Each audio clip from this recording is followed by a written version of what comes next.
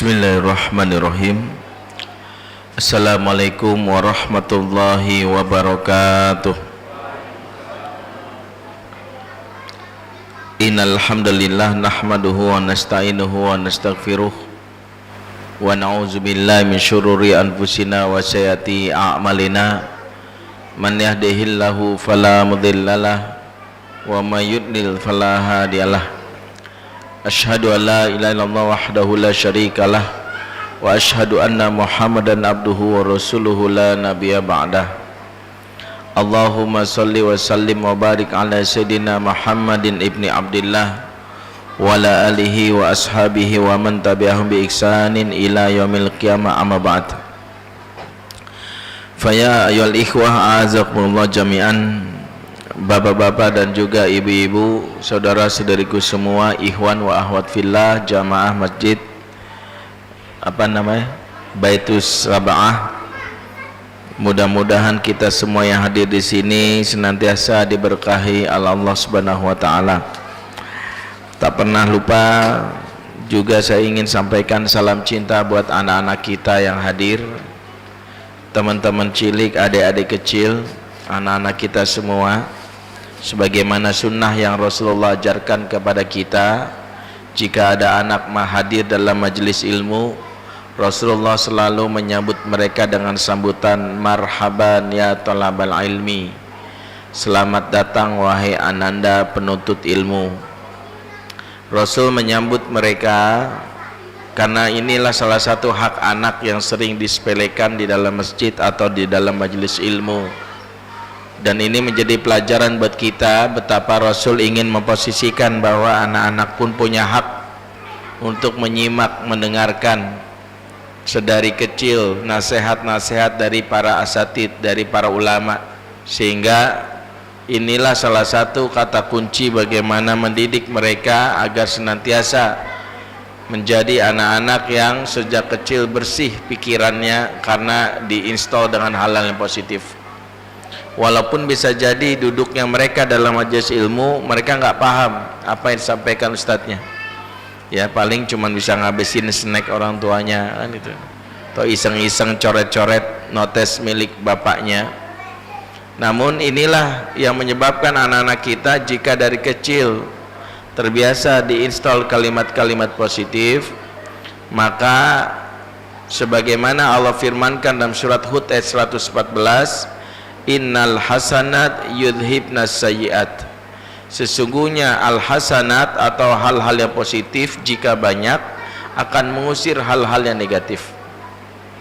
Jadi akan diusir dengan sendirinya. Maka kalau ada anak-anak yang terbiasa berbicara kotor, jorok, kasar, salah satunya karena kita orang tuanya jarang menginstal isi kepalanya dengan hal yang positif.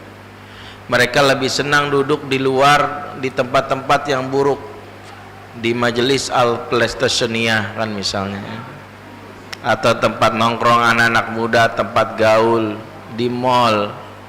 Kalimat-kalimat sampah itu mereka rekam, dan itulah yang mereka terima dan mereka lontarkan lewat lisan mereka. Karena itu saya termasuk yang mengatakan tidak perlu para ustadz ya merasa khawatir kalau anak-anak diajak. Ya paling orang tuanya diingatkan saja, yang siap untuk menyimak diajak. Kalau yang belum siap ya silakan di luar dulu. Ya yang sudah siap, yang tidak mengganggu nggak ada masalah. Dan kalau mereka sudah terbiasa, insya Allah ya terbiasa mendapatkan kalimat positif yang baik pun mereka terima.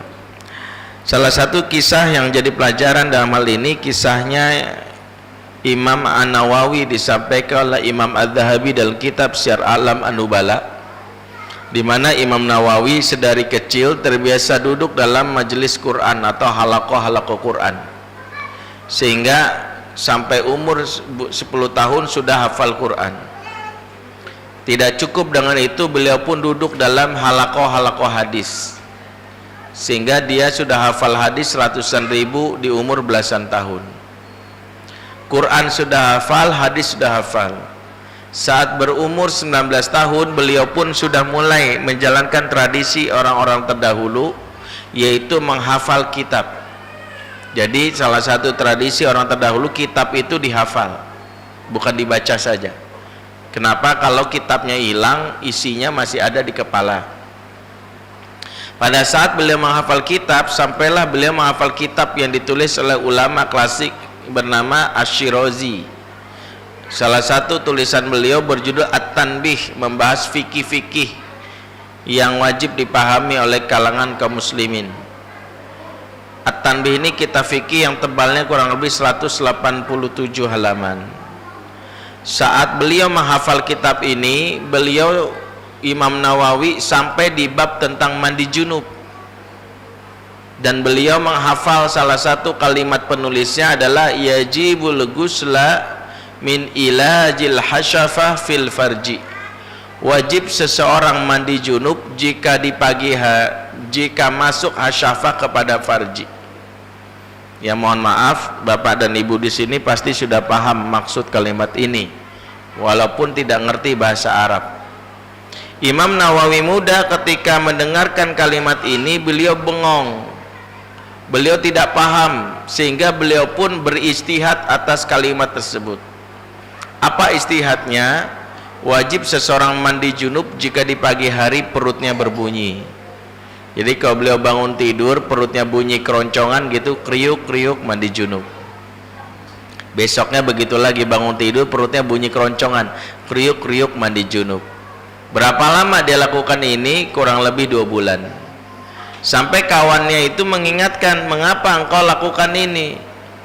Maka dia cerita, saya baca kitab bunyinya begini. Ya, kawannya pikir dia mimpi basah setiap malam. Kemudian kawannya mendengar uraiannya pun tertawa, lantas bertanya, alam tadri hasyafah wal farji, memangnya kamu tidak tahu apa itu hasyafah dan apa itu farji? Kata dia, enggak tahu. Maka dijelaskan hasyafah itu kemaluan laki-laki, farji itu kemaluan perempuan. Maksud kalimat ini adalah yaitu hubungan suami istri. Maka Imam Nawawi muda mentertawakan kebodohannya yang masih polos dalam hal ini. Saat Imam Nawawi melakukan ini umurnya 19 tahun. 19 tahun itu kalau dihitung dengan sekarang tuh mahasiswa tingkat 1. Kebayang nggak mahasiswa tingkat 1 di zaman sekarang nggak ngerti tentang organ reproduksi? Imam Nawawi nggak ngerti. Bukan karena dia bodoh, karena isi kepalanya sudah menseleksi mana yang penting, mana yang nggak penting. Sehingga ketika dia nggak ngerti tentang organ reproduksi, bukan karena bodoh, karena sudah terlalu banyak masalah atau hal-hal penting yang diinstal di kepala dia, sehingga bagi dia masalah yang terkait dengan itu nggak penting, ditolak dengan sendirinya.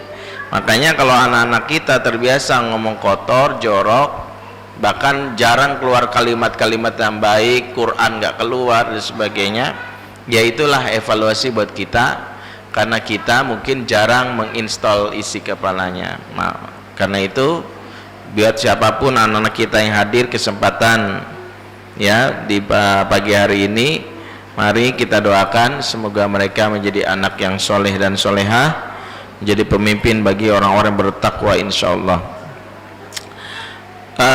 Ikhwatal iman azakumullah, alhamdulillah hari ini kita bahas tema yang menjadi kebutuhan kita di era modern, yaitu tentang keluarga gadget, sesuatu yang tidak bisa kita hindari, bahwa teknologi adalah salah satu yang menjadi kebutuhan dasar manusia. Dengan adanya gadget, kemudahan-kemudahan pun dirasakan. Namun ini juga harus kita pahami bahwa gadget sebagaimana juga media-media yang lain bisa menjadi pahala, bisa menjadi dosa. Menjadi pahala jika kita manfaatkan dengan kebaikan, menjadi dosa ketika ternyata banyak hal yang tidak bisa kita antisipasi dari penggunaan gadget ini. Terlebih bahwa anak-anak di zaman sekarang ketika sudah terlibat dengan gadget, banyak sekali pola perilaku mereka yang berubah, dan itu adalah menjadi PR buat kita. Karena itu sebagian besar orang tua harus paham bahwa penggunaan teknologi hakikatnya adalah untuk memudahkan, bukan untuk menjadi apa yang disebut sebagai peran pengganti. Misalnya seperti pola pengasuhan itu tidak bisa sehebat apapun digantikan oleh teknologi. Maka ketika dalam konsep pengasuhan media gadget ini terlalu sering dipakai dalam interaksi di dalam pengasuhan, dampaknya yang kita khawatirkan adalah hilangnya ikatan hati di antara anggota keluarga. Fenomena yang paling kita khawatirkan di zaman sekarang adalah berkurangnya human interaction, tapi malah menjamurnya media interaction. Hal yang kita khawatirkan dalam keluarga seperti itu. Ketika anak-anak kita tidak memiliki kepekaan emosi kepada orang tuanya, tidak memiliki kepekaan hubungan yang baik dengan ayah dan ibunya. Dan ini salah satunya kenapa? Karena orang tua yang mungkin tidak memposisikan gadget sebagai alat bantu, tetapi sebagai pemeran utama di dalam pengasuhan. Salah satu fungsi gadget yang sekarang dikritik oleh para pakar dalam pengasuhan sebagai shut up games. Apa tuh shut up games? Sebagai pendiam, membuat anak diam dalam banyak hal. Biasanya rewel itu obatnya adalah gadget. Kalau lagi ngambek obatnya gadget. Kalau lagi sedih, marah, obatnya gadget. Padahal kalau kita lihat pokok pertama ketika Allah menciptakan setiap bayi, setiap manusia, Allah ciptakan organ yang menjadi organ pertama yang wajib distimulasi. Sebagaimana dalam surat An-Nahl ayat 78 Allah berfirman tentang bagaimana sejatinya Allah ciptakan bayi itu organ-organ yang wajib distimulasi oleh orang tuanya. Wallahu ja'ala lakum disebutkan wallahu akhrajakum min butuni ummahatikum, dan Allah keluarkan kamu dari perut ibumu dalam keadaan tidak tahu apa-apa. Wa ja'ala lakumus sam'a wal absar wal afidah la'allakum tashkurun, dan Allah keluarkan dan Allah jadikan setiap pendengaran, penglihatan dan hati agar kalian bersyukur. Setiap bayi ketika keluar dari setiap bayi keluar dari rahim ibunya, maka tiga yang menjadi tahapan pertama yang aktif. Pertama pendengaran, dan itu sebenarnya pada saat ruhnya sudah ditiup sudah mulai aktif. Setiap bayi yang ruhnya sudah ditiupkan ke dalam dirinya, yaitu saat berumur 4 bulan, pertama kali aktif pendengaran. Setelah pendengaran, penglihatan. Setelah itulah baru hati. Hati di sini pun pakai kalimat afidah. Afidah itu jamak dari kata fuad. Fuad itu sendiri sebagian ulama pakar bahasa menyebut dari kata tafaud. Tafaud itu sesuatu yang bergolak. Suatu yang bergolak itu artinya dia memiliki yang namanya letupan, sehingga sebagian ulama semisal Al-Alusi tidak mengartikan ya di sini sebagai hati yang kita pahami, tetapi dipahami sebagai emosi. Hal yang menjadi fundament awal setiap bayi, pendengaran, penglihatan dan emosi atau hati itu muncul di awal-awal saat dia baru lahir. Dan isyarat yang paling kuat dari ayat ini adalah isyarat bahwa setiap orang tua yang melakukan stimulasi dengan baik, di mana siapa yang waktu kecil sering didengar suaranya oleh anak, siapa yang waktu kecil sering dilihat wajahnya oleh anak, itu yang kelak akan mengikat hati anak. Makanya kalau anak dari kecilnya jarang mendengar suara ayah dan ibunya, jarang melihat wajah ayah dan ibunya, maka biasanya yang rusak itu adalah ikatan hatinya, emotional bonding. Dan itulah PR kita. Ya, saya sering mengibaratkan orang tua zaman dahulu, selemah-lemahnya orang tua zaman dahulu kalau mengasuh anak, walaupun nggak ngerti ilmu parenting, tapi naluriahnya kan jalan. Anak nangis kayak tadi kan, gitu, tiba-tiba kan reaksinya langsung, ya, langsung menunjukkan dirinya, berucaplah kalimat, ya, dari lisan ibunya, tang ting tung ting tang ting tung, kan gitu, tang ting tung ting tang ting tung. Atau misalnya menunjukkan itu bulan, itu pesawat, gitu ya.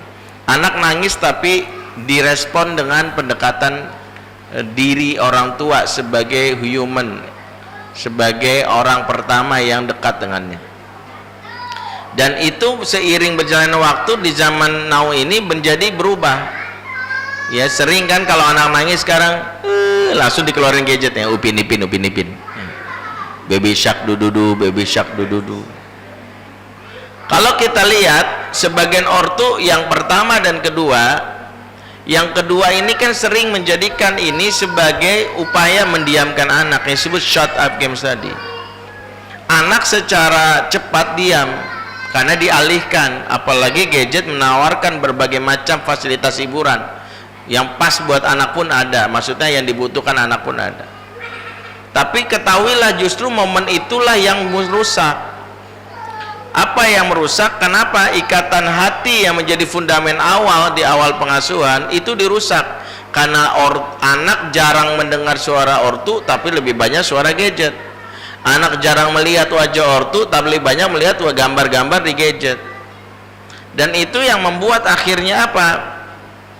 Seketika dari kecilnya sudah tidak memiliki ikatan hati, maka itulah petaka pertama pengasuhan yang akan dijalani setiap orang tua. Makanya wajar sensitivitas anak-anak zaman now terhadap orang tuanya itu sangat kecil, ya, sangat kecil. Ya, kalau anak zaman dahulu itu kuat, walaupun terpisah jauh tidak ada gadget, kangen rindu itu kuat. Orang tua itu memiliki magnet untuk dirindukan, walaupun mungkin memiliki bapak yang mungkin terdengar sangat cool, ya, jarang bicara, tapi interaksi di waktu kecil bapak yang kalau misalnya gendong mukanya sering berhadap-hadapan, itu sangat memorable di kepala anak. Lisannya yang jarang bicara tapi sekalinya bicara mampu membuat hati tersentuh, itu sangat memorable. Sementara anak zaman sekarang tidak. Ya, makanya wajar anak yang punya ikatan hati dengan yang tidak itu dilihat dari mana? Dari seberapa peka dia terhadap orang tuanya, khususnya di saat ABG.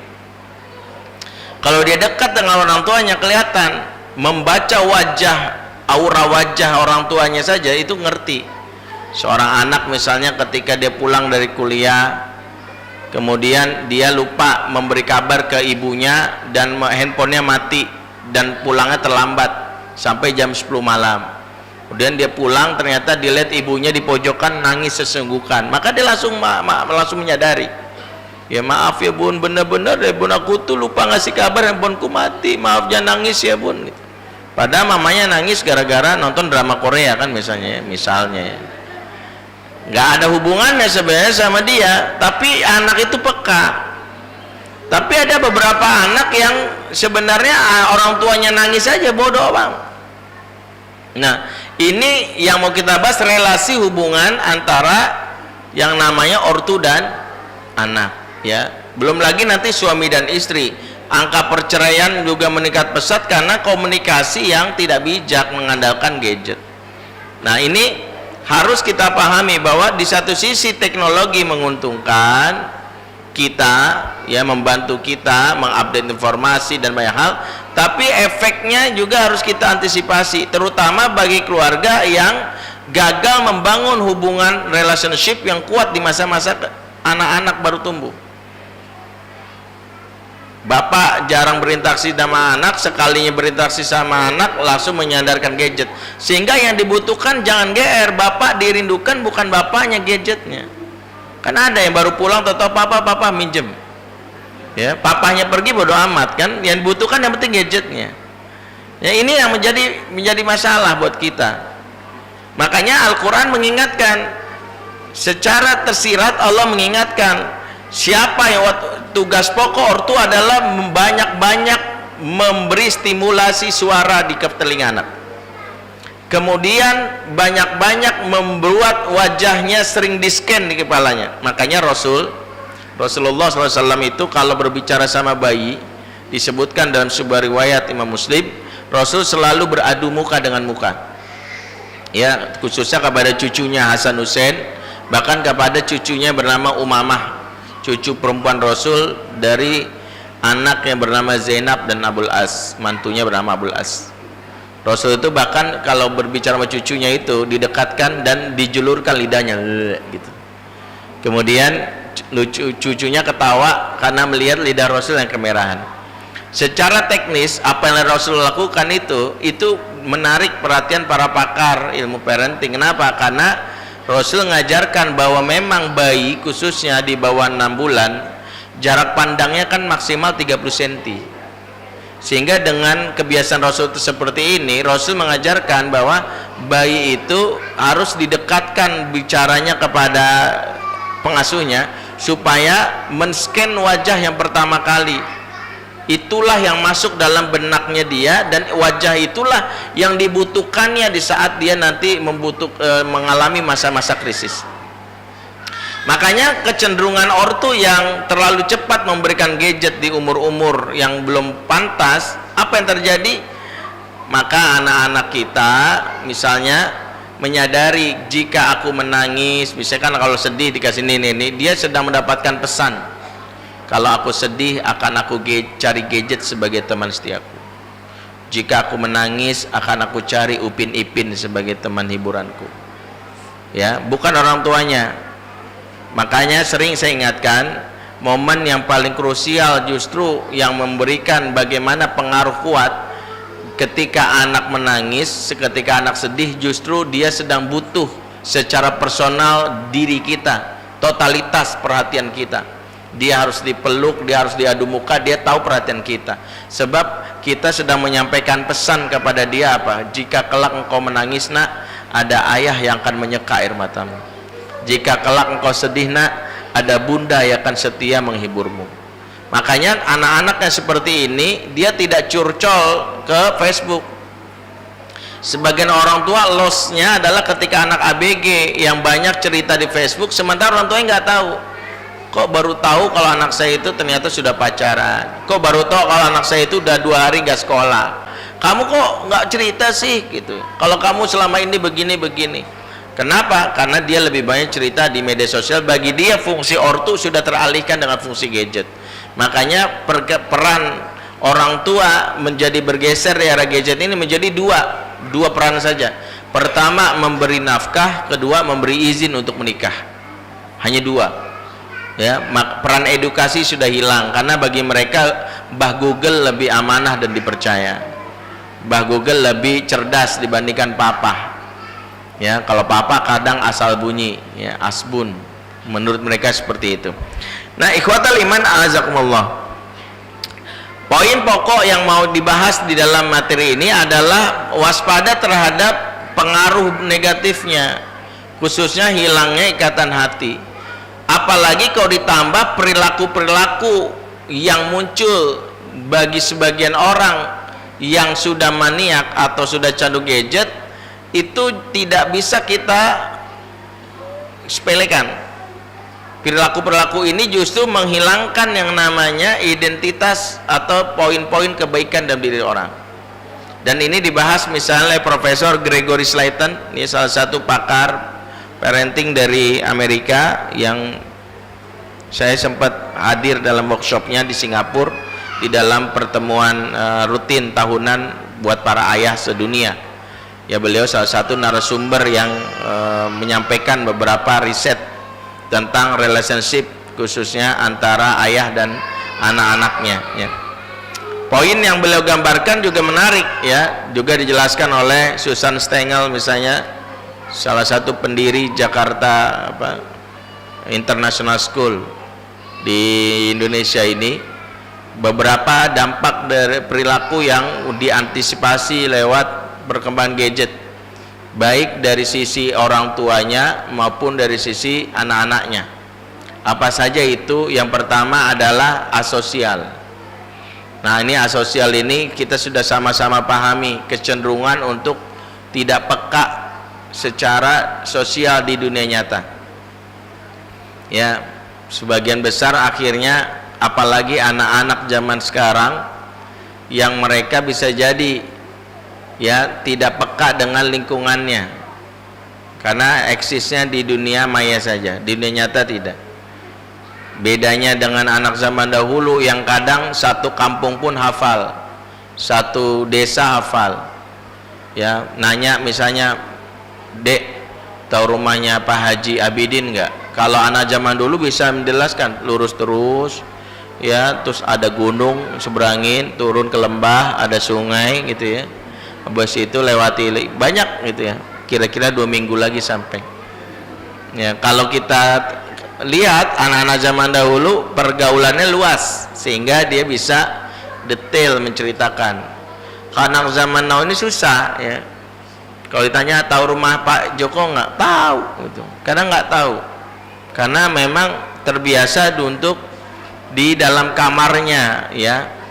Dan ini yang mau kita antisipasi. Kadang-kadang rumah pun menciptakan kondisi di mana hubungan antara anggota keluarga menjadi rusak. Sebagian besar keluarga modern kan memberikan kenyamanan kepada setiap anggota keluarga tanpa sadar menjauhkan hubungan. Contoh, anak-anak sudah punya kamar pribadi dengan wifi lengkap, kamar mandi privat, apalagi punya gadget. Sekolah dijemput pakai kendaraan, pulang ke rumah masuk kamar, selesai. Sehingga kadang sama orang tuanya saja cukup WA-an saja padahal di dalam rumah ya. Nak makan nak ya, dijawab udah Pak, baru aja di download tuh, makan aja di download, saking dia nggak mau keluar. Dan ini bahaya. Makanya sering saya sampaikan di beberapa pertemuan, sekaya-kayanya kita, anak-anak yang pertama tidak boleh punya kamar mandi privat. Itu yang pertama. Kenapa? Kamar mandi privat tuh khusus pasutri saja.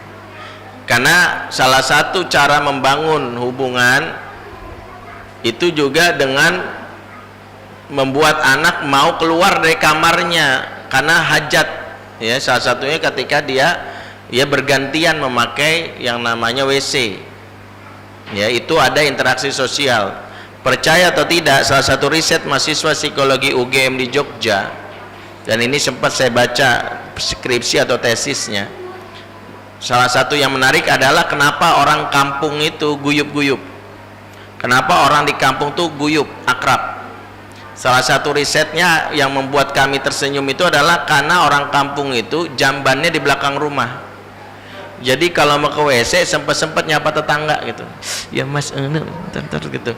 Makanya di kali pun mereka itu buang hajat tuh bisa berdampingan ya, sambil ngobrol gitu. Situ semalam nonton bola nggak? Nonton, pret gitu. Jadi ya, bunyi-bunyian itu udah nggak asing gitu ya. Sambil cebok, selesai cebok mereka ngobrol.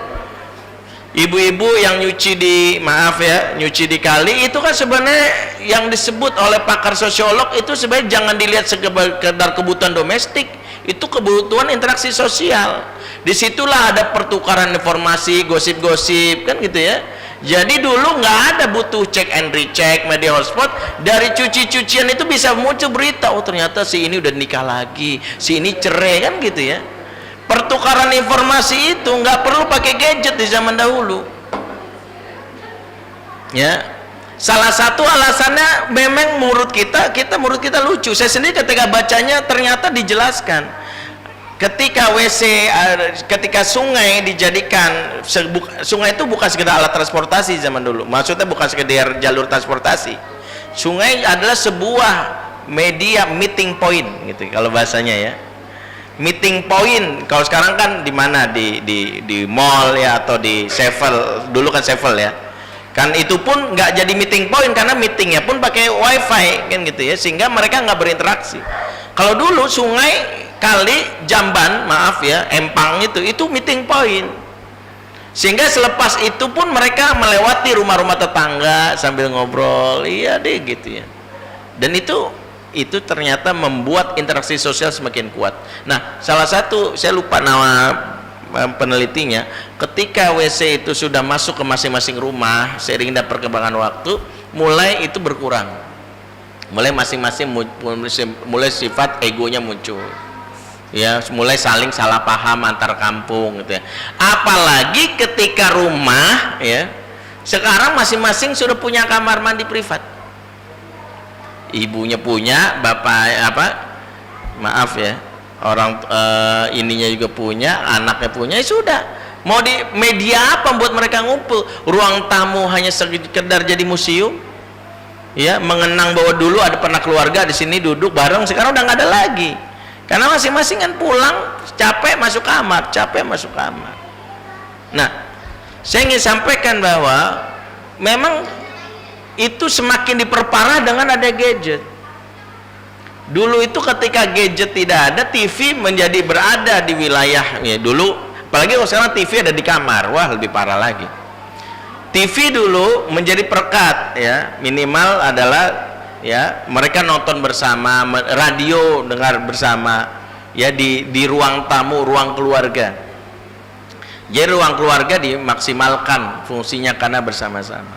Kalau sekarang kan ada ruang keluarga tapi masing-masing sibuk ya. Bedanya media kan gini, kalau gadget ini kan media privat, sementara kalau televisi kan media sosial disebut privat. Kenapa? Masing-masing punya selera untuk mengelola sendiri informasi yang dibutuhkan, sehingga pertukaran informasi pun walaupun duduk bareng berbeda. Saat saya duduk berdua dengan istri saya megang gadget, saya tertawa, istri saya menangis. Kok bisa? Karena saya tertawa lagi baca postingan lucu, istri saya misalnya lagi baca postingan yang menyedihkan, padahal ada dalam satu ruangan. Beda dengan TV. Kalau TV itu bisa tertawa bareng, bisa nangis bareng. Kenapa? Karena kita tidak punya pilihan, dinikmati bersama. Paham ya? Ini salah satu risetnya. Jadi kalau gadget menjadikan wilayah privat itu orang memiliki keinginan untuk personal, kalau TV lebih cenderung untuk menyatukan emosi. Makanya dampak dari gadget tidak separah TV dari sisi interaksi hubungan antara anggota keluarga. TV justru menyatukan. Gara-gara TV kita jadi gembira bersama, gara-gara nonton Piala Dunia bersama misalnya, tim kesayangannya menang misalnya, atau ketika dulu misalnya rame-rame Indonesia ketika Thomas Cup dan Uber Cup ya, yang itu yang terjadi ya. Kalau sekarang sudah hilang, tinggal jadi Milo Cup ya, Milo itu minumnya. Nah, ikhwatal iman azakumullah, ketika kita lihat asosial itu muncul karena itu tadi dampak dari kecenderungan kita yang untuk ya berada. Makanya kenapa kadang family time itu pun tidak menjadi family time ketika masing-masing sibuk dengan gadget ya. Saya pernah makan bersama sebuah restoran ya, saya ajak keluarga saya. Dalam salah satu kesepakatan kita di dalam keluarga adalah sesi family time, yaitu makan bersama, yaitu mengumpulkan gadget ya. Gadget itu dikumpulkan di dalam satu tas dan kita wajib berinteraksi ya, tanpa sadar kita ngobrol akhirnya. Nah, ada sebuah keluarga yang saya lihat itu bapak dan ibu dan 5 anaknya yang sudah tumbuh, bahkan anak paling kecil itu mungkin SD, masing-masing mesen makanan gitu.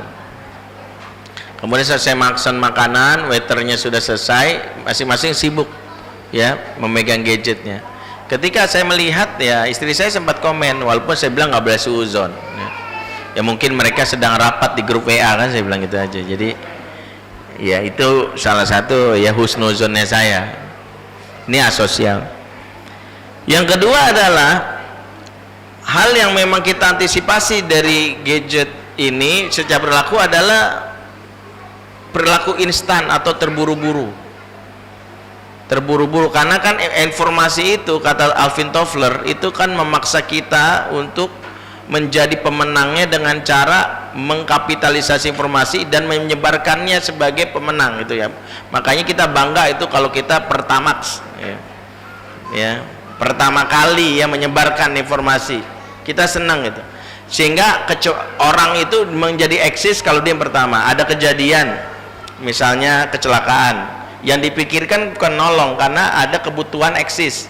Yang menyebarkan pertama kali itu dianggap sebagai orang yang the power, memiliki power di zaman now ini, sehingga itu yang menjadi bahaya.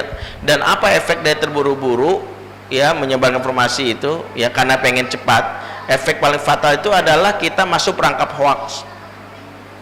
Hoax ini mau tak mau itu munculnya. Kenapa hoax sekarang muncul? Seiring dengan ada gadget kan. Kenapa sekarang berita hoax muncul? Karena kita maunya terburu-buru, karena baru baca judul dan mengambil kesimpulan. Ya misalnya ada judul yang waktu itu sempat ya saya juga dapat shareannya dari teman gitu. Judulnya agak provokatif. Alhamdulillah akhirnya Ahok mati gitu ya. Itu judulnya. Ya, wah itu bagi haternya itu langsung di-share tuh. Ya tanpa baca isinya. Padahal isi beritanya adalah seorang perampok di Medan namanya Abdul Qohar. Nama aslinya, nama panggilannya Ahok. Ya mati digebukin warga gara-gara dia nyopet gitu ya, gara-gara ngerampok. Ya kita nggak baca isinya kan, yang kita tahu adalah namanya Ahok. Ya udah, bagi haternya seneng, bagi yang lovernya apa yang terjadi? Sedih. Dan ini banyak polanya ya, hoax Islami juga banyak kan, menyebarkan ayat yang kita nggak tahu dalilnya atau hadis ya. Ngerasa nggak setiap awal bulan kita mendapatkan sharean ya, siapa yang mengabarkan berita kita sudah masuk bulan Safar, kita sudah masuk bulan Zulhijjah, siapa yang menyebarkan berita kepada berapa orang, kita akan dibukakan pintu surga ya 80 tahun lama kan gitu ya. Itu setiap bulan ada terus tuh. Saya cek hadisnya juga nggak ada gitu ya, tapi selalu ada. Ada yang pakai iming-iming ya dengan rizki, jangan diabaikan. Jika sebar berita ini, insya Allah dalam waktu 3 hari masuk pulsa kan gitu ya, atau mendapatkan rizki yang tidak diduga-duga. Ada yang seperti itu. Ada yang nadanya ancaman, kalau situ nggak peduli urusan umat Islam ya, dalam waktu 3 hari kena penyakit lepra kan gitu. Jadi kita tuh banyak sekali ya. Hoax itu salah satu pelaku hoax. Jadi kalau ditanya hoax itu kita sebenarnya. Hoax itu jangan-jangan kita mencengecam hoax, tapi kita sendiri pelaku hoax. Yaitu dimulainya kita dengan terburu-buru, tidak tabayun, tidak tasabut dalam masalah informasi. Makanya salah satu perilaku pelaku gadget itu yang ditanamkan, saya tanamkan kepada anak saya gini, pentingnya kita tawakuf dalam waktu 2 hari untuk mensortir. Jangan berlomba-lomba share informasi. Jadi saya bilang sama istri saya, setiap informasi semencekam apapun itu hentikan di kita. Karena kalaupun itu benar, itu media publik bukan untuk menakut-nakuti. Karena ada, kalau kita baca kaidah yang disampaikan oleh Dr. Yusuf Qaradawi dalam kitabnya, saya lupa judulnya, yaitu Risalah Komunikasi di Zaman Modern. Intinya beliau itu mengecam praktek terburu-burunya memberikan informasi yang meskipun benar tetapi menyeramkan. Karena otoritas yang memberikan informasi itu bukan manusia, tetapi bukan kita, tapi ada penguasa. Kita kan nggak tahu, misalnya maaf ibu-ibu, ada berita kasus di sekitar sini ada pelaku sodomi misalnya. Ya, akhirnya ibu-ibu men-share aja kan gitu ya. Men-share itu. Bahkan ada yang shareannya ibu malah memberi inspirasi orang lain untuk melakukan, karena kan disebutkan caranya begini, ininya begini begitu, sampai akhirnya dia jadi korban.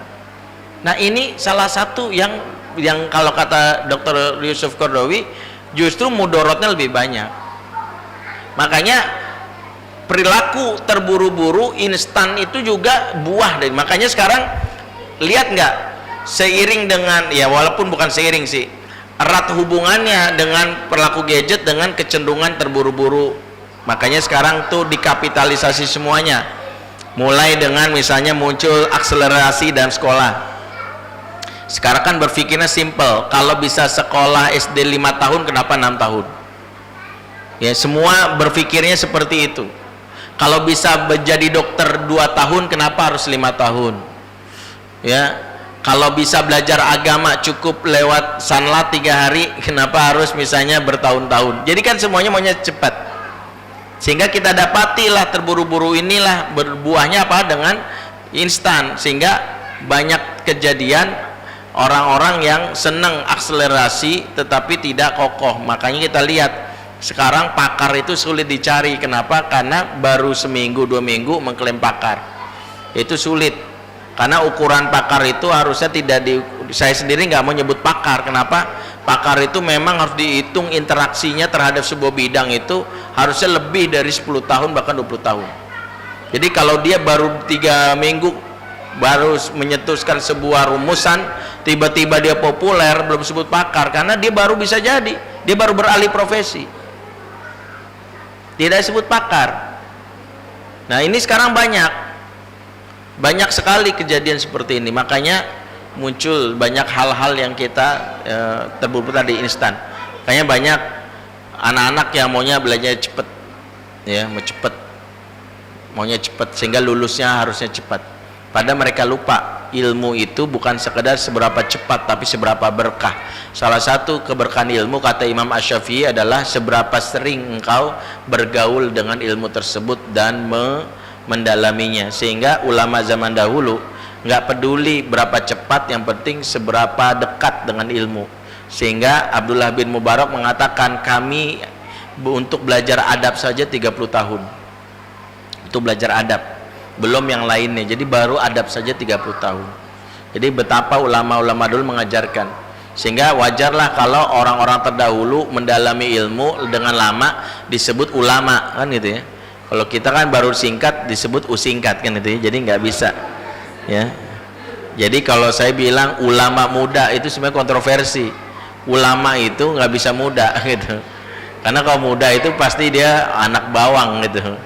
Ulama itu harusnya yang sudah lama gitu. Kasarnya begitu, ya.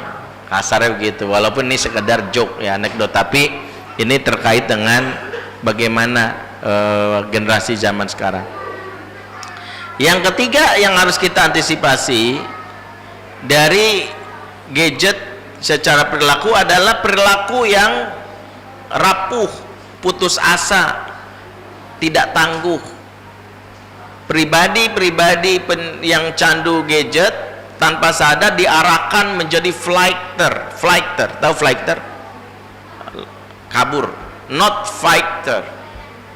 Dan ini salah satunya disampaikan oleh Profesor Gregory Slayton dengan sebuah ilustrasi menarik, ya. Jadi beliau bilang, ya, Bapak dan Ibu, ya, ini waktu seminar dikasih tahu semua punya gadget, ya. Berapa, saya tanya yang di sini dulu, pasti punya gadget. Berapa nomor? Nah itu gadgetnya berapa nomor itu dulu kan. Yang kedua, sosmednya apa aja? Facebook ada nggak, Bu? Facebook ada, ya. Bapak ada Facebook? Ada. Instagram ada. Bapak ada? Twitter? 3, ya. Ketiga itu dulu deh, belum pet yang sebagainya. Social messengernya WA ada, ya. BBM udah enggak, ya? Udah almarhum. Line, ya. Begini, ketika seseorang kenal dengan gadget, kan mereka tanpa sadar menjadi raja lewat kerajaan yang mereka bangun. Kenapa disebut kerajaan yang mereka bangun? Karena mereka lewat handphone yang mereka miliki, mereka punya tombol yang bisa menentukan nasib orang. Nama tombolnya apa? Block, unfriend, left group.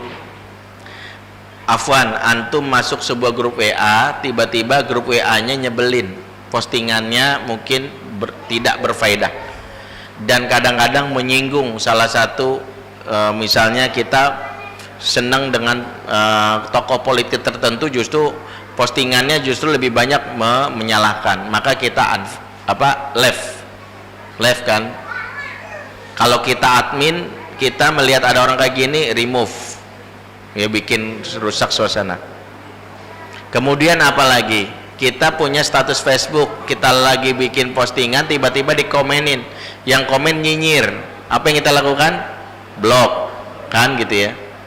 Kemudian kita berteman dengan seseorang, ternyata pertemanan nama dia banyak isinya sampah. Apa perilaku kita? Unfriend, kan itu. Perilaku-perilaku seperti ini ternyata memberi pengaruh, khususnya mungkin kalau kita ya, kalau generasi tua ini tidak seberapa parah karena kita punya masa lalu yang mungkin dilatih. Tapi anak-anak itu, makanya salah satu yang menjadi fatal itu anak-anak silakan pakai gadget tapi nggak boleh punya sosmed, karena yang jadi masalah sosmednya. Ya, gadget silakan tapi sosmednya, walaupun nanti juga berkaitan dengan gamenya juga harus diantisipasi. Tapi yang pertama sosmednya. Kenapa? Karena mereka terlatih gini, nggak suka di sedikit flight. Makanya nanti perilaku mereka muncul perilaku flighter. Masuk sekolah 2 minggu minta pindah. Bunda, aku pindah. Kenapa? Bunda udah bayar, nggak mau. Gurunya jenggotnya cuma 11 lembar, kan nggak nyambung. Apa hubungannya? Pokoknya nggak suka aja. Aku nggak mau, pokoknya gurunya nyebelin. Nah, Pak ini memang begitu, nggak mau nggak sekolah. Ya, perilaku. Makanya banyak anak-anak yang sekolah itu banyak yang memilih homeschooling, nggak mau diatur, nggak mau masuk aturan. Homeschooling itu nggak sekedar berpikir karena masalah itu. Saya bukan berarti mengatakan homeschooling salah, tidak. Karena ada homeschooling kan ada dua. Ada homeschooling yang ideologis karena dia memang melihat bahwa sekolah-sekolah yang selama ini itu tidak memberikan kebaikan buat anaknya, maka ideologis. Ada homeschooling tragis kan gitu. Tahu homeschooling tragis? Anak-anak yang di mana-mana sekolah nggak pernah senyaman. Sekolah ini nyebelin, pindah. Sekolah ini bawel, gurunya resign. Sekolah ini akhirnya apa? Ya udahlah, mamanya daripada capek di rumah aja. Nah, ini homeschooling tragis. Dan sekarang pertumbuhan pelaku homeschooling tragis tinggi.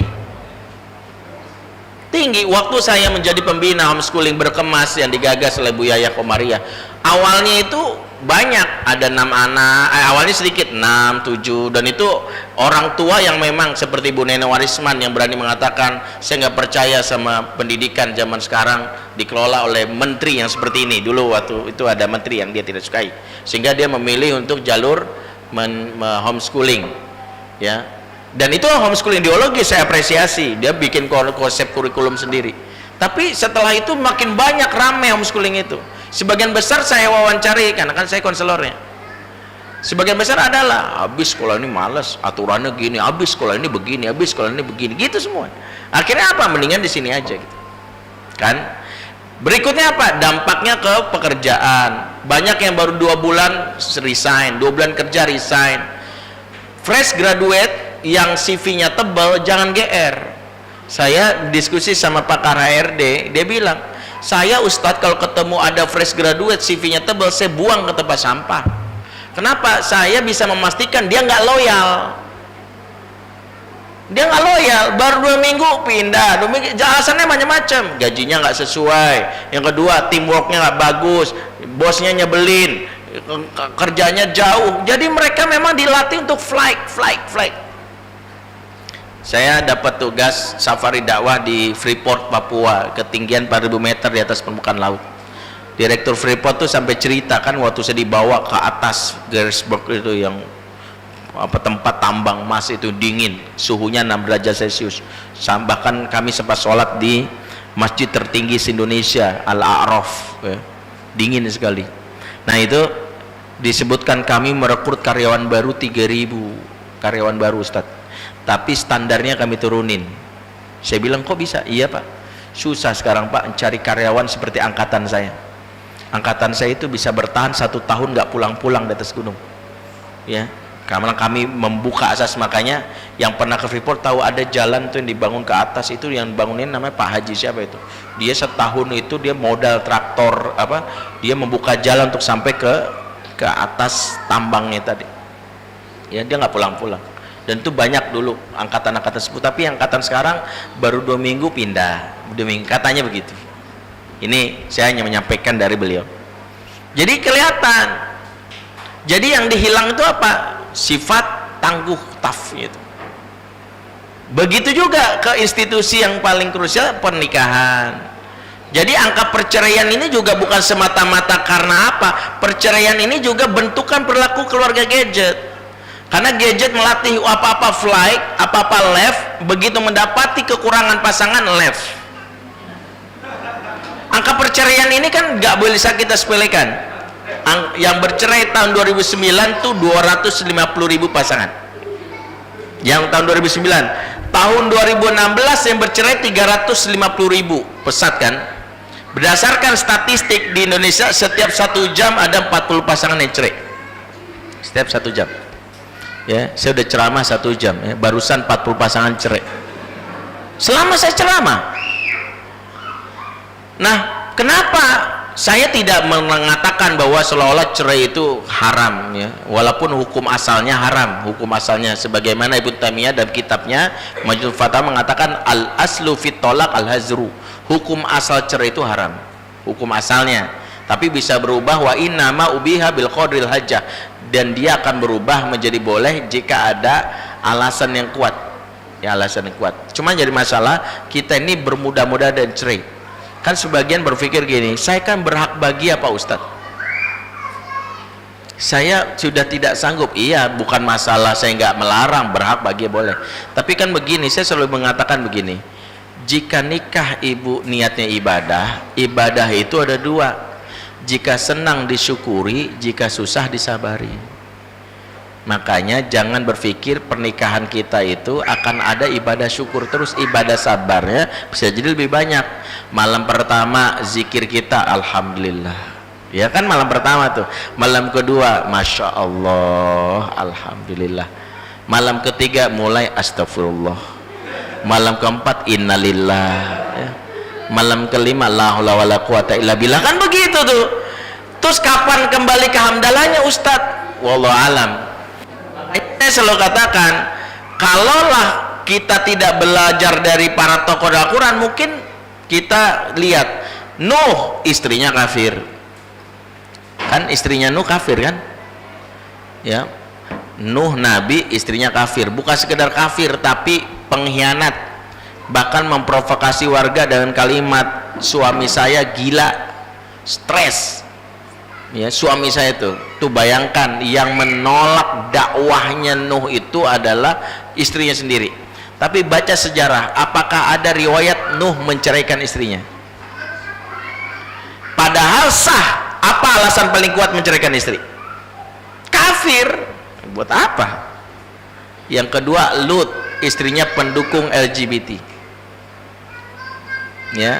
Nabi punya istri pendukung maksiat, tapi tak pernah kita baca sejarah Lut menceraikan istrinya. Lihat Asia, siapa suaminya? Firaun, musuh Allah yang jelas-jelas dilaknat. Tapi kita juga tahu bahwa tak pernah satupun sejarah menceritakan Asia menggugat cerai suaminya di pengadilan agama setempat, gitu, nggak ada. Siapa lagi? Zakaria, istrinya tua mandul pula, tua dan mandul. Bayangkan betapa Zakaria mengalami di usia tuanya. Tapi lihat, tak pernah satupun doa Zakaria berucap untuk menggantikan istrinya. Ya Allah, carikan aku daun muda yang seksi, yang gampang hamil, sekali colek anak 5, enggak.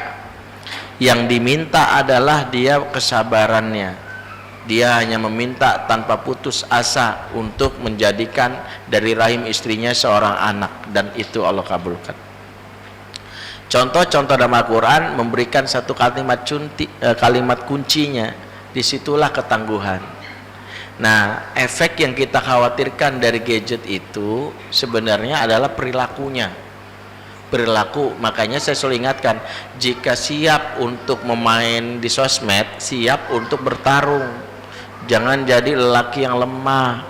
Jadi kalau masuk grup WA dengan sadar, ya kita ya nggak perlu apa-apa baperan left.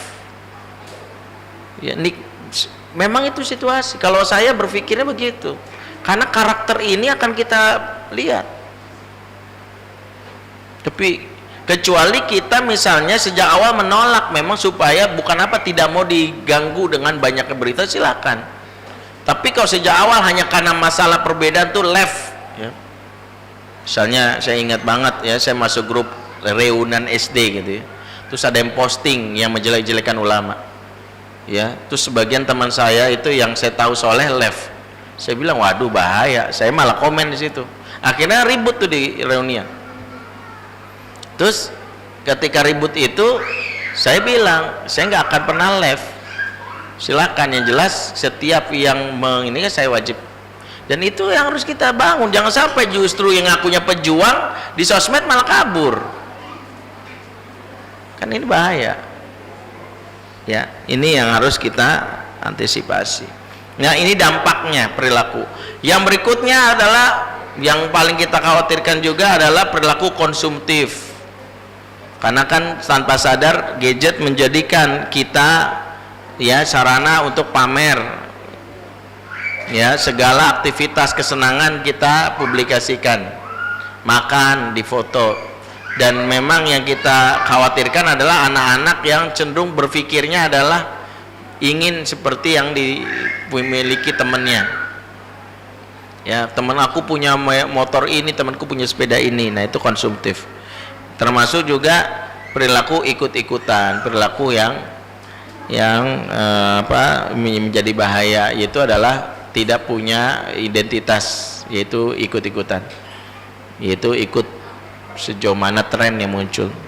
Nah ayah dan bunda yang melakukan Allah Subhanahu wa ta'ala, poin-poin tadi sebenarnya wajib kita renungkan, bagaimana ternyata tidak sekedar indahnya gadget sebagai media yang membantu kita, tapi juga wajib kita antisipasi beberapa hal yang berkaitan dengan efek atau dampak perilakunya ya, efek atau dampak perilakunya. Dan itu memang menjadi tugas kita bersama. Karena itulah kenapa ketika gadget sudah masuk dalam lingkungan kita, kita tidak mungkin dengan program sterilisasi yang kita bangun. Saya selalu katakan bahwa umat Islam itu jangan terbiasa apa-apa sterilisasi terus ya, karena kita hanya mencetak nanti muslim yang kuper, soleh tapi kuper, nggak siap bersaing ya. Seperti misalnya keluarga yang mengharamkan TV, sehingga nanti muncul sih anak-anak ulama, anak-anak dari situ, tapi akhirnya kuper, dia nggak memiliki kecerdasan sosial. Kalau dia jadi ulama yang nggak kenal perkembangan teknologi. Coba kita lihat sekarang banyak ustadz yang sekarang sudah sadar bahwa ya, saya kemarin diskusi dengan Ustadz Hanan Ataki yang kan subhanallah ya, follower dia di antara para ustadz itu paling banyak. Saya tuh luar biasa juga dengan pemaparan beliau ya, cerdas beliau kan, lulusan Mesir ya, seumuran sama saya. Jadi kami dipertemukan ketika dapat jadwal dakwah di Jogja ya, dan saya ngelihat beliau itu memang menjadikan ilmu marketing itu sebagai, jadi gini, salah satu menarik adalah kita ini punya produk yang baik kata dia, tapi marketingnya terburuk gitu. Makanya umat Islam itu kelemahannya cuma satu, nggak belajar ilmu marketing. Islam ini kan produk, katakanlah ya, tapi yang menyampaikannya itu nggak memiliki ilmu marketing. Coba lihat rokok itu kan produk, tapi SPG-nya lihat, itu kan marketing kuat. Yang nggak mau merokok akhirnya jadi merokok ya, pagi gantengan gitu disapa ya gitu ya. Itu anak-anak masuk masjid malah bercanda keluar kan gitu ya. Gimana anak mau seneng sama masjid? Marketing masjidnya aja kayak gitu. Yang pengen kita mau kan anak-anak seneng ke masjid, marketingnya harusnya menunjukkan masjid itu tempat nyaman kan. Kalau ini kan enggak, anak dijauhkan dari masjid. Tukang es itu kan baik-baik, ada sini cuma 3.000 tuh, bayangkan. Itu kan marketingnya PS, marketing rokok. Nah kata beliau, dan ini menarik, saya diskusikan panjang sama beliau, dan ini kenapa kita bikin sekarang beberapa pergerakan. Salah satu kelemahan para ustadz itu adalah tidak membaca perkembangan zaman, di mana sekarang itu sosial media itu menjadi sarana paling bagus untuk berdakwah, termasuk sarana paling bagus membesarkan maksiat. Salah satu ilustrasinya begini, siapa yang IG-nya paling tinggi, siapa selebgram paling banyak followernya di Indonesia? Saat itu tuh 19,5, sekarang sudah 20-an ya, 21 Ya saya nggak tahu, lihat cari sendiri. Syahrini itu misalnya cuman memposting satu kalimat tapi langsung viral, lagi cantik gitu ya. Kan itu yang diperdebatkan. Kalimat ini langsung viral, langsung banyak yang mengkopas. Jadi cantik bukan lagi cantik tapi cantik, kan beliau yang mempopulerkan itu. Ya, walaupun akhirnya dibikin lagu sama orang lain yang dia protes, padahal katanya tuh hak patennya di saya. Ustadz, saya followernya cuma 19.200, posting kebaikan, mencoba untuk ayat, tapi lihat yang repostnya jarang, kalaupun ada cuma 19 orang. Bayangkan 25 juta memberikan pengaruh sama ustadz yang kalau dikumpulin, Ustadz Hanan Ataki, Ustadz siapa lagi, Ustadz Abdul Somad sama berapa ustadz lain, itu nggak nyampe 25 juta. Makanya satu kalimat yang saya sungguh kaget itu kata Ustadz Hanan Ataki ke saya gini, bagi saya Ustadz, menambah jumlah follower itu jihad gitu. Kata dia begitu, saya sempat kaget. Makanya kalau saya nggak ada masalah, saya mau dibilang bodoh amat, dibilang haus akan jumlah follower, nggak apa-apa. Bagi saya dengan jumlah follower saya punya negosiasi ke pihak penguasa. Jadi Ustadz Hanan Ataki itu sekarang kalau mau dakwah ke sebuah daerah tuh tinggal nelpon. Oh iya Ustadz Hanan, iya saya mau ngisi di masjid Bapak, di masjid rayanya boleh? Oh iya bisa Allah. Kapan gitu? Mudah kan? Dan anak mudanya langsung banyak rame, dan itu punya nilai tawar. Ustadz Abu Somad sekarang kemana-mana nggak usah takut, dia punya nilai tawar karena followernya banyak. Sekarang emang eranya begitu. Nah sekarang kalau ada ustadz, ada orang soleh yang justru kita katakan, maaf nggak boleh kenal gadget, nggak boleh ini, justru mereka akan jadi orang soleh terlindas dari zaman. Makanya saya sendiri tidak mengatakan gadget haram, TV haram, tidak. Tetapi kita harus menyiapkan pondasinya. Pertama, tidak boleh anak dimulai kenalkan gadget sebelum dia kenal sosok kuat hubungan dengan orang tuanya itu dulu. Itu yang pertama. Anak harus kenal dengan dekat secara batin, karena kalau tidak, gadget itu akan membuat dia seperti nyemplung ke tengah lautan. Dia semakin malas untuk keluar karena semakin banyak keindahan yang ditemukan di dalamnya, mutiara-mutiara itu. Makanya dia harus sadar bahwa bersama orang tuanya nyaman. Jadi pentingnya orang tua menjalin ikatan hati. Makanya orang tua penting membangun ya program misalnya family time. Family time itu yang asyik. Ya saya berupaya setengah kesibukan saya, minimal pertama saya menjadi supir bagi anak saya kalau nganter ke sekolah. Ya. Jika tidak ada jadwal keluar kota, saya akan jadikan itu sebagai jadwal. Yang kedua, saya akan jadikan setiap weekend sebelum berangkat ngisi kajian minimal bermain sepeda atau bermain bola atau bulu tangkis lah dengan anak-anak semuanya. Jika ada waktu kosong, kita jadikan tuh sarana mungkin kayak nonton film bioskop, nggak ada masalah. Yang pas, seperti misalnya saya semalam bernonton Koki-Koki Cilik. Ya, sebenarnya sih inspirasinya buat emaknya, jadi istri saya langsung terpikir, wah mau masak apa lagi gitu ya. Jadi banyak hal. Kalau ikatan hatinya sudah kuat, maka sesekali dia untuk memberikan ini nggak ada masalah, memberikan gadget supaya dia tahu. Anak saya jadi tahu kan, Abi follower Abi berapa Bi, cekan gitu ya. Itu yang pertama. Oh si ini loh Bi, jadi dia tahu. Ya nggak ada masalah. Ya dia tahu, dia harus update. Bahkan anak saya bisa tahu misalnya Piala Dunia kan, dia kalau malam, karena saya itu berlangganannya TV kabel, jadi kan jahatnya pengamat TV kabel kan apa gila Piala Dunia nggak ditayangin kan gitu ya. Jadi kita pas gila mau nonton gitu ya, anak saya nggak ada kan gitu ya, malah tayangan iklan gitu ya. Akhirnya ngandelinnya di gadget kan. Jadi kalau pagi habis sholat subuh, habis tilawah langsung ya jam 6 jam 7 langsung kita nyari update Piala Dunia kan ya, minimal kita dapat resumenya, udah cukup tuh kan. Di YouTube kan udah ada tuh, jadi misalnya highlightnya kan, misalnya kayak semalam misalnya Inggris masalah Kroasia Rusia kan 4-3 itu anak saya juga langsung update ya, dan banyak hal. Taib, ini juga menjadi salah satunya. Jadi perkuat hubungan dengan kita, human interaction, baru kita berikan media. Jangan berikan media sebelum kuat dengan kita. Yang kedua adalah penuhi kebutuhan paling krusial dalam diri dia, yaitu adalah hiburan. Sehingga gadget itu hiburan sampingan, bukan hiburan utama. Kalau anak tidak punya hiburan dari kehidupan nyatanya, hidupnya terlalu bosan, dengan orang tuanya nggak pernah jalan-jalan, polanya setiap hari membosankan, dari pagi selalu bangun tidur terus mandi, tidak lupa menggosok gigi kan gitu ya. Dan itu seumur-umur gitu terus, udah gede masih bangun tidur terus mandi, tidak lupa menggosok gigi, kan bosan. Ya, bosan kan. Orang tua kan nggak pernah berpikir ya, seperti ibu-ibu di sinilah. Ibu-ibu di sini kalaupun makan enak tapi berturut-turut pasti akan bosan. Ya. Saya tawarkan makan sop iga 3 kali sehari selama sebulan. Di hari terakhir, di hari ke-30 dikasih pilihan.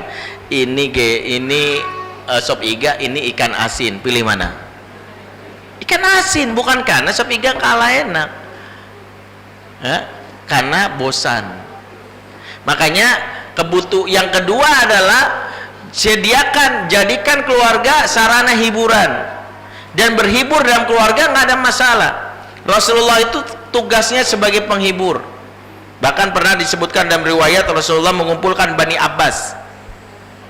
Bani Abbas itu anak dari Abbas, pamannya, itu sepupunya Rasul. Ada Al-Haris, ada Al-Fudail, ada Abdullah. Kemudian Rasulullah berkata kepada anak-anaknya, anak sepupunya yang masih kecil, siapa yang bisa megang pundak saya dapat hadiah ini, dan ini. Kemudian Rasulullah berlari, dan anak-anak tadi mengejar Rasul dengan semangat, langsung ditepak pada Rasul, kena. Dan setelah itu Rasulullah pun memeluk 3 anak ini, dan masing-masing dapat hadiah.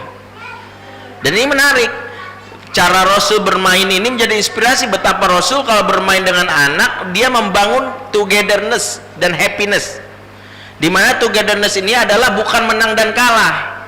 Sebab ada orang tua kalau main sama anak kan terlalu serius, siapa yang bisa megang pundak ayah dapat hadiah ini dan ini. Ayahnya kabur kayak mantan copet, anaknya 3 tahun yang nggak bakalan bisa ngejar, si ayah nggak melambatkan, langsung aja cung gitu ya. Pak, kalau main badminton sama anak jangan keluarkan energi smash kayak Haryanto Arbi, cok gitu ya. Ini mentang-mentang catur tingkat RT kalah mulu kan gitu ya, giliran sama anak skak gitu ya, nggak akan mau anak. Kalau main badminton sama anak ya jangan keluarin smashnya, itu nanti aja kalau pertarungan 17-an. Sama anak cukup love gitu ya, segitu aja. Anak smash silakan, smash abi ya gitu, tapi kitanya jangan dendam cuat gitu ya. Anak kapok. Karena saya belajar pola anak saya nih, kayak anak saya baru belajar pertama kali main badminton, bulu tangkis. Kalau dia sering banget jatuh bola di dia, abis itu dia malah langsung udah selesai gitu. Tapi kalau bolanya jatuh ke saya sering, dia mau main. Ya makanya itu bedanya. Nah itu bilang kayak anak saya yang perempuan kan, sekalinya dia main, dia selalu nggak bisa membalas. Ya, setiap hari saya dari gini, nggak bisa. Akhirnya saya sengaja gitu ya. Ya saya kasih ke dia, dia pukul, jatuh ke saya, sengaja nggak saya ini, ya nggak sengaja, bisa nak lagi lempar, jatuh ke saya lagi, begitu terus. Sesekali saya lawan, kalaupun mengalahkannya nggak ada masalah sesekali, tapi jangan serius-serius amat. Ya ini bapak-bapak please kalau main sama anak jangan obsesif terpendam, ya karena di tingkat kelurahan selalu the loser kan gitu ya, mumpung sama anak kan gitu ya. Jadi pahamilah bermain itu. Nah, kebutuhan bermain itu menjadi penting. Kalau anak puas dengan bermain dengan orang tuanya, maka gadget ini namanya permainan suplemen, sambilan saja. Kalau nggak ada ini, pokoknya kebutuhan pokoknya ada di orang tua. Nah, anak yang kering hiburan, karena gini ya, hiburan bagi anak itu ibarat makanan. Kalau nggak kita kenyangin dari kita, mereka cari sendiri di luar. Makanya kalau anak nggak pernah difasilitasi main sepeda, maaf ya, main futsal, itu kan hiburan yang boleh, itu boleh. Tidak pernah diajak bermain, maka gadget ini akan menjadi hiburan utama.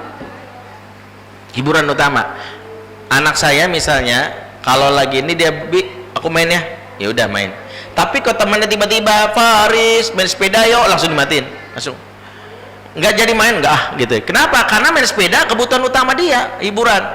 Kayak anak saya misalnya hobinya lagi mancing nih, ya ngumpulin ikan banyak sampai nyemplung ke ke danau, kolam itu nyari ngobak gitu ya. Lalu itu pulang basah-basahan. Itu lebih menarik bagi dia dibandingkan dia misalnya ditawari main shadow fight yuk, gitu, nggak mau.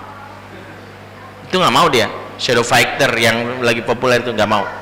Kenapa? Bagi dia bersama yang di itu lebih utama. Ini masalahnya adalah ortu gagal memberikan hiburan utama. Jadi tugas pokoknya gadget itu akan teralihkan kalau kita memahami kebutuhan pokoknya. Yang ketiga,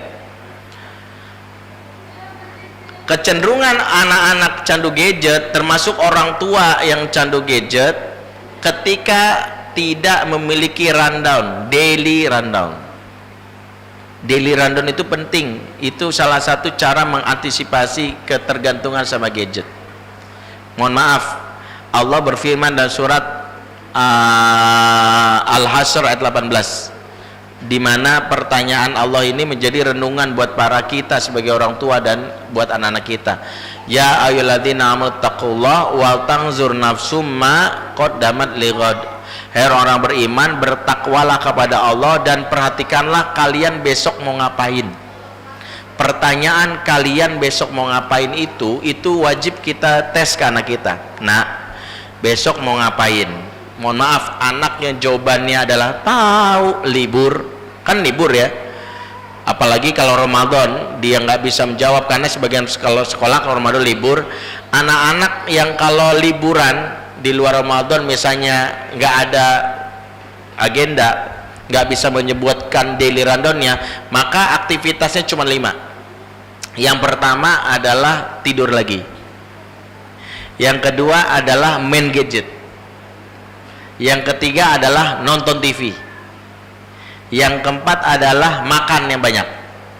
Makanya orang yang nggak punya agenda harian biasanya gampang gemuk ya. Yang kelima, ngisengin adiknya. Nah, ini salah satu poinnya. Iseng itu karena tidak nih, misalnya gini, waktu Bapak Ibu tahu kasus banyaknya pelemparan batu di jalan tol yang sampai meninggal, sampai di jalan tol Merak kalau tidak salah, kan ditangkap pelakunya.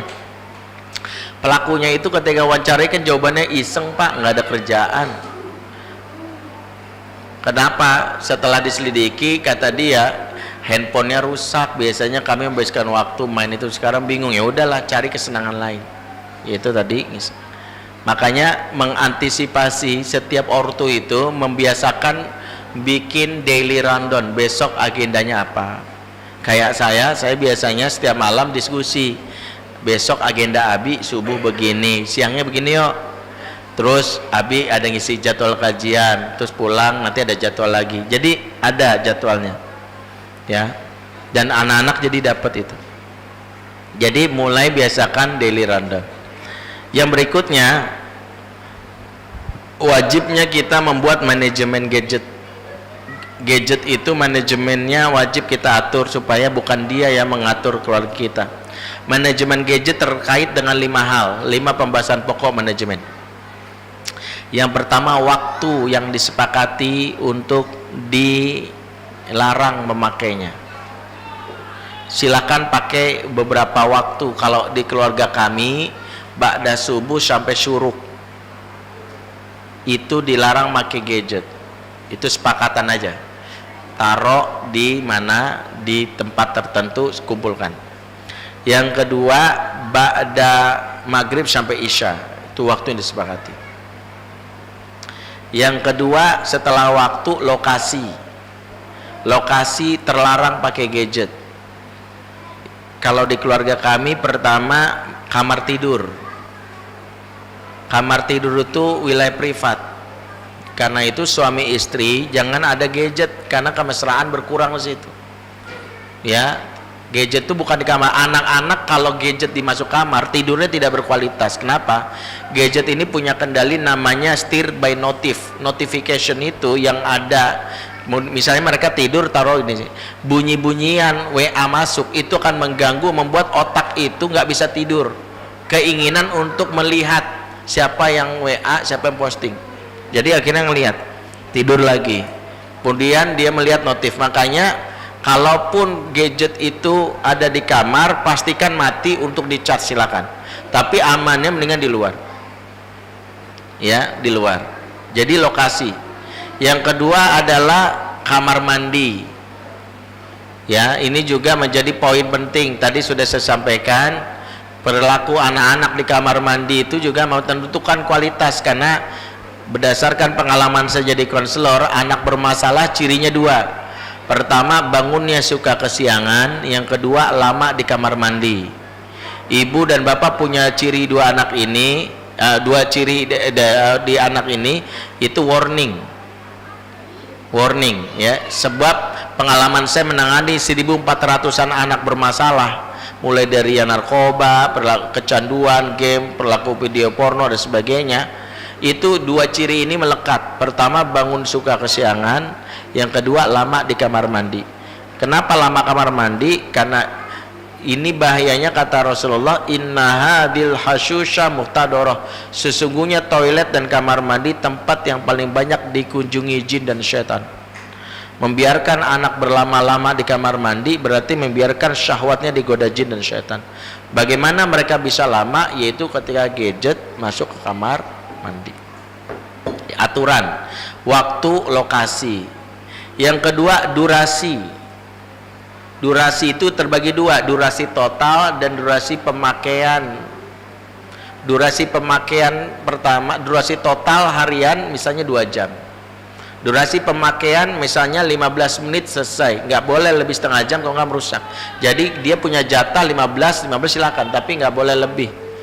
Kalaupun misalnya ya dia habis nggak sampai 2 jam, nggak harus dipakai, besok ulang 2 jam, bukan berarti diakumulasi. Yang berikutnya adalah aplikasi, waktu, durasi, lokasi. Yang keempat, aplikasi, isi. Contohnya gini, sosmed dibikin aturan maksimal 2, kan ada tadi Facebook, ada Instagram, ada Twitter, ada Pet, ada apa lagi ya, misal itu ya, Tumblr dan sebagainya. Maksimal 2. Saya pilihkan anak saya, misalnya anak saya sudah remaja yang sudah lulus SMA nih, Fatih namanya, maksimal 2. Ada Instagram, ada Facebook, ada Twitter, ada Pet, pilih. Aku Facebook sama Instagram deh, ya sudah, uninstall itu Twitter. Makanya saya uninstall, saya nggak ada Twitter itu ya.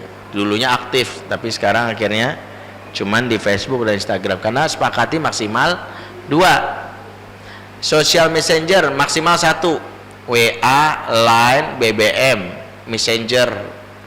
Pilih 1, ya udah WA, BBM uninstall, Line uninstall, apalagi uninstall karena maksimal 1. Kemudian setiap game itu memiliki masa expire.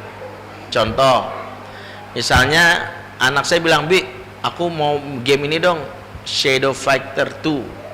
Saya lihat ternyata ini bisa memicu kecanduan fatal, makanya saya kasih boleh diinstal, tapi masa expirednya 15 hari. Jadi ketika saya install, saya kasih tahu dia akan uninstall 15 hari lagi. Supaya apa? Anak juga tahu bahwa itu nggak usah dimainin terus, jadi ya sudah 15. Tebak gambar, kan anak saya senang banget itu. Oke, lebih lama, maksimal 30 hari. Jadi ada masa expirednya. Ada yang nggak boleh, ini nggak. Ya kayak Pokemon Go, nggak. Ini merusak misalnya. Ya ini boleh. Jadi itu boleh kita lakukan. Waktu, lokasi, durasi, aplikasi. Yang kelima, situasi. Apa yang dimaksud situasi? Situasi adalah ketika kondisi yang membuat kita harus benar-benar meninggalkan gadget sebagai bentuk penghargaan kita terhadap orang lain. Yang pertama, saat ibadah itu dulu. Rumahnya di situ, masjid di sini, maka tinggalkan gadget, no gadget.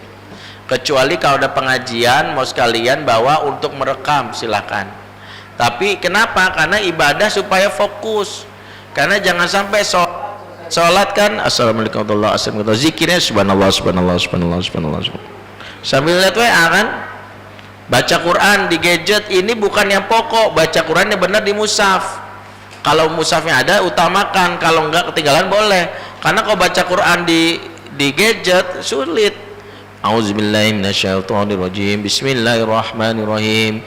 Yasin. Tiba-tiba halo. Yasin habis itu halo kan nggak hormat sama ayat Yasin.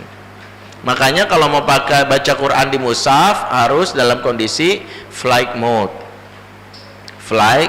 Jadi betul-betul.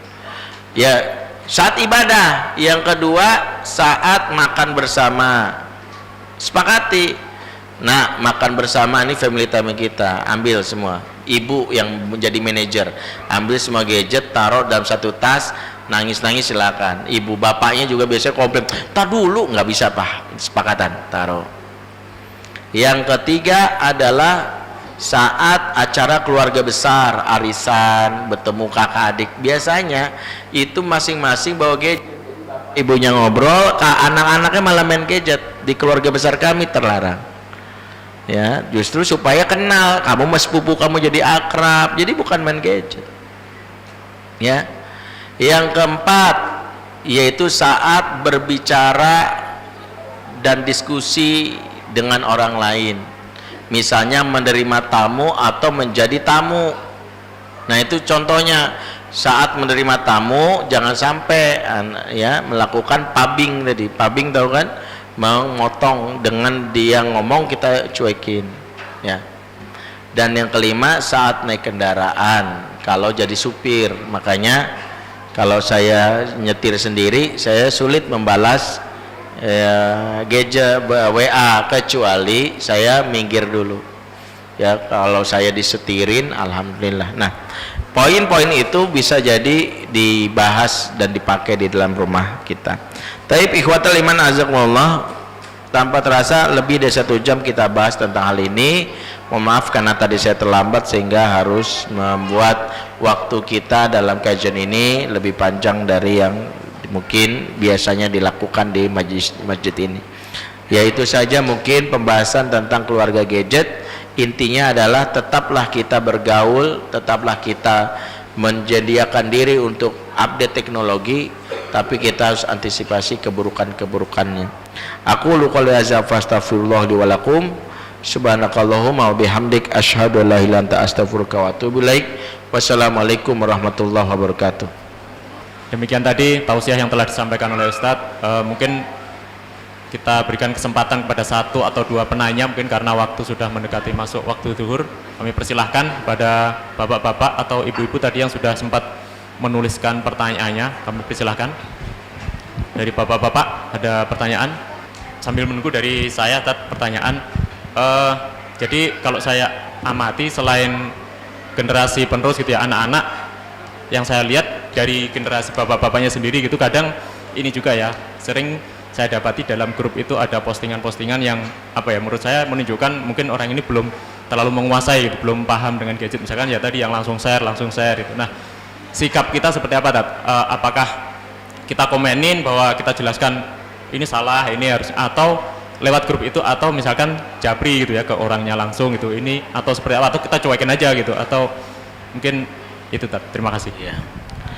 Pertama, memang salah satunya sebenarnya sebuah grup WA itu akan menjadi kondusif jika admin berperan bukan sebagai calo yang memasukkan orang kemudian ditinggalin. Admin itu kan sebenarnya memiliki peran yang utama untuk memberikan tujuan-tujuan grup itu terjalan dengan maksimal. Salah satunya admin berkehendak untuk misalnya ya membuat aturan tentang postingan-postingan. Misalnya postingan grup ya, misalnya memiliki syarat begini, nggak ada masalah. Postingan itu supaya apa? Menjaga juga munculnya berita-berita hoax. Terlebih saya nggak tahu, ternyata sekarang grup WA sudah punya yang namanya aplikasi untuk tidak membuat peserta mudah memposting. Silakan, sudah ada itu yang terbaru, WA terbaru, grup WA itu setiap anggota tidak bisa kalau ingin memposting harus seizin dari admin. Itu yang terbaru. Jadi kalaupun ada yang diposting ya sudah. Yang kedua, yang kalau memang betul ada berita yang kita pastikan hoax, ya kita pastikan hoax, itu langsung ditegur, nggak ada masalah. Bukan sekedar dia posting di grup, bahkan ada yang japri ke kita pun ada kan, yang main broadcast, dan kita tahu beritanya hoax. Misalnya gini, ada beritanya tentang kejadian pilu umat Islam dibantai di belahan negeri, kan ada kejadian memang nyata, tapi beritanya fotonya nggak sebanding. Fotonya misalnya kan ada yang populer itu biksu yang katanya membantai di Rohingya, padahal itu foto beberapa biksu di Myanmar yang menolong, gitu. Justru kebalikannya. Jadi berita sama fotonya nggak sinkron. Nah itu harusnya kita meluruskan, ya berita ini bagus, ya saya sudah cek, tapi fotonya ini nggak pas, nggak relevan. Ya memang kita harus japri saja untuk membuat orang sadar bahwa apa yang disampaikan. Misalnya yang lagi marah kasus BP POM, berita-berita tentang, kan sekarang mudah. Atau yang saya bilang itu era pilkada aja sekarang banyak muncul, kan mudah sekarang berdasarkan hasil C1 gitu. Ya kan, padahal mudah sekali ngetik itu kan, postingan C1 ternyata tim ini menang gitu ya. Banyak penipuan. Saya bilang ini juga nggak valid, belum tentu. Kenapa? Karena dia juga nggak bisa membuktikan buktinya kan, itu cuma nulis gitu ya, viralkan. Jadi kita juga harus mengatakan bahwa semangat giroh itu tidak boleh berdiri di atas kebohongan atau hal yang hoax. Ya, wallahu a'lam bishawab. Saya persilahkan kepada para jamaah kalau masih ada pertanyaan lagi. Oke, dari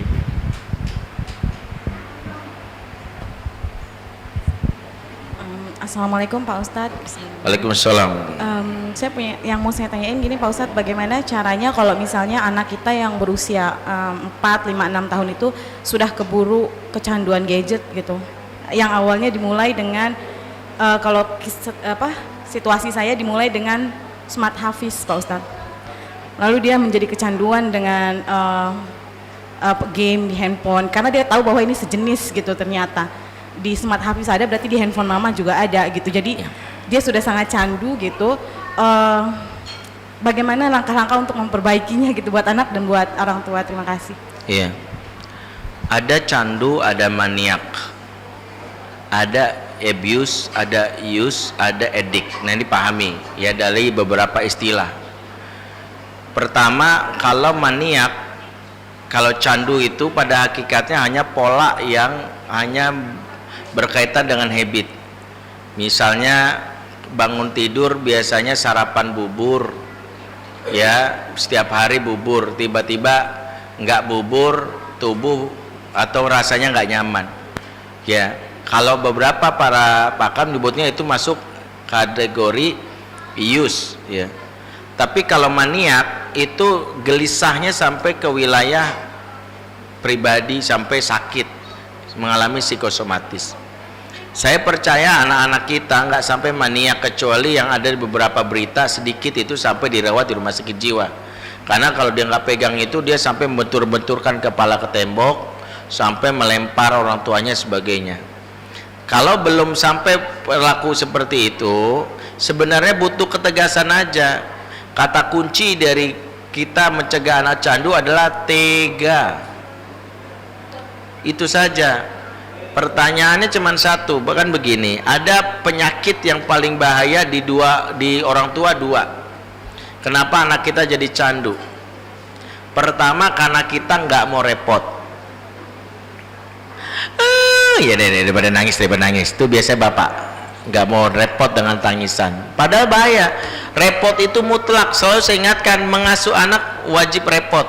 Tinggal memilih, Pak. Repot di masa kecil lah kita, agar kita ongkang-ongkang kaki di saat dewasa, anak dewasa. Atau pilihlah, silakan ongkang-ongkang kaki di saat anak kecil, siap-siap repot di saat anak nanti dewasa. Maka yang penting kita pahami, mumpung anak kecil, pertama siapkan repot dengar tangisannya, nggak ada masalah. nggak bisa ya, oh mama sih gitu, nggak apa-apa, silakan nangis, nggak ada masalah. Kita ini kan salah satunya kita terganggu dengan tangisan, berasa kalau tangis itu anak bakal depresi. Tangis itu bagi setiap anak tidak melulu depresi, bisa jadi imunitas tubuh. Jadi biarkan, ya, karena definisinya dia nangis ditolak itu juga bagi pendidikan karakter. Tak selamanya keinginanmu itu akan selalu dipenuhi dalam kehidupan. Kenapa anak kalau sudah menyusui itu wajib, kalau sudah 2 tahun wajib disapih? Sebab dia sedang belajar konsep hidup. Air susu itu 0 sampai 2 tahun adalah needs, tapi setelah 2 tahun adalah wants. Paham? Needs adalah kebutuhan kamu, wants keinginan kamu. Selepas 2 tahun kamu nggak butuh, hanya pengen nenen, padahal dia nggak butuh. Maka apa yang kita lakukan? Nangislah, karena tak semua keinginan itu akan dipenuhi, termasuk gadget. Jadi kalau ibu nanya gimana caranya, pertama harus siap repot. Kalau ibu nggak siap repot, silakan, udah gedenya bakal repot. Yang kedua, siap tega, harus tega. Sekarang saya tanya sebagian ibu yang candu, bukan anak candu, kan lucu, yang ngasih gadgetnya siapa? Mamanya. Yang ngisiin paketnya siapa? Mamanya. Yang ngisiin itu kan lucu, gadgetnya milik kita, paketnya kita ngisiin, kan simple. Kalau pengen supaya nggak candu gimana? Misalnya, ya ambil, selesai. Nggak isiin paket, selesai. Jadi kalau dia main atau bikin paling susah, nggak usah ada baterainya atau lowbat, selesai. Berarti apa? Butuh tekad kuat. Jadi anak saya sama, smart tahfiz, seneng kan. Nah ketika dia minta sebagainya, saya cuma bilang, ya peraturannya berapa? Setengah jam. Sekarang apa maksimal berapa? 15 menit. Sudah berapa lewat? Sudah selesai. Nangis ya udah. Dan tangisan anak tuh nggak ada masalah. Ya jadi salah satu yang harus kita pelajari polanya adalah jangan sampai anak belajar berperilaku buruk dari tangisan. Ortu yang salah menyikapi tangisan anak malah membuat anak belajar pola yang salah. Contoh, gara-gara tangisan anak, ortu akhirnya nggak komitmen sama aturan. Iya deh. Disitulah anak belajar pola yang membuat akhirnya aturan bisa dilanggar tangisan. Nanti udah gedenya repot. Salah satu yang pernah saya tangani, seorang bapak guru di sebuah sekolah negeri di Depok ini, guru terbaik menurut sekolah, tapi punya anak yang kalau minta sesuatu itu ngancemnya gini, kalau aku nggak dibeliin aku jedotin kepalaku ke tembok. Anak ini ngancemnya gitu terus sampai akhirnya bapaknya cerita sama saya, dia menjanjikan beliin PS. Saya mau nggak mau mendatangi rumah si bapak ini. Begitu nanti rumah bapak ini, anak ini taunya saya yang datang, anak ini taunya kan saya ustadz, langsung curiga, langsung ngambil pisau, langsung mau nusukin diri dia. Ya kok datangin ustadz, aku mau diruqyah ya kan gitu. Dia berpikirnya seolah-olah ustadz itu tukang ruqyah gitu. Maka ketika saya tahu dia megang pisau, bapaknya udah gemeteran, ustadz. Saya bilang enggak, biar saya tangani. Apa yang saya lakukan? Saya bilang sama dia, tusuk diri kamu, buruan, tusuk. Kelas 2 SMP. Ya, dalam hati kalau beneran saya ditabuk bapaknya kan gitu ya. Tapi saya mengalihkannya dengan banyak ngomong. Tapi saya tahu kamu nggak butuh mati, kamu tuh butuh diperhatikan, kamu butuh dicintai, kamu butuh dipahami, kamu butuh dihargai, betul nggak? Kalau kamu butuh itu, taruh itu pisau, kita bicara, mudah memenuhi kebutuhan kamu. Tapi kalau kamu memang pengen mati, silakan. Segera tusuk diri kamu dan sampaikan salam saya ke malaikat Malik. Begitu dia dengar ini, saya dijatuhin itu langsung saya peluk deh. Tahu yang dia, memang bapaknya itu nggak bisa tega, nggak tega maksudnya. Polanya itu dia pelajari, nangis sedikit, ngamuk-ngamuk, tantrum, langsung kasih. Akhirnya anak belajar pola, sama kayak anak saya awal mula tuh. Ya karena saya dan istri lagi nggak di rumah, kita misalnya mesepakati jatah makan mie instan seminggu sekali misalnya. Nah kebetulan lagi ada neneknya nih, neneknya maka bikinin. Kenapa nenek mau bikinin? Karena dia ternyata waktu dia nangis dia muntah, Neneknya kan gak tega ya bikinin. Nah akhirnya ketika bertemu sama saya dia pakai pola itu, nangis, Abi pengen nih kan udah kemarin gak mau gitu ya. Begitu dia muntah itu tunggu, akhirnya dia pikir kan gitu, saya ngalah gitu ya, enggak, saya ambil plastik, saya bawa ini, silakan muntah di sini. Kaget deh kan, muntah nggak jadi gitu dia. Jadi memang begitu ya, wallahu a'lam bishawab.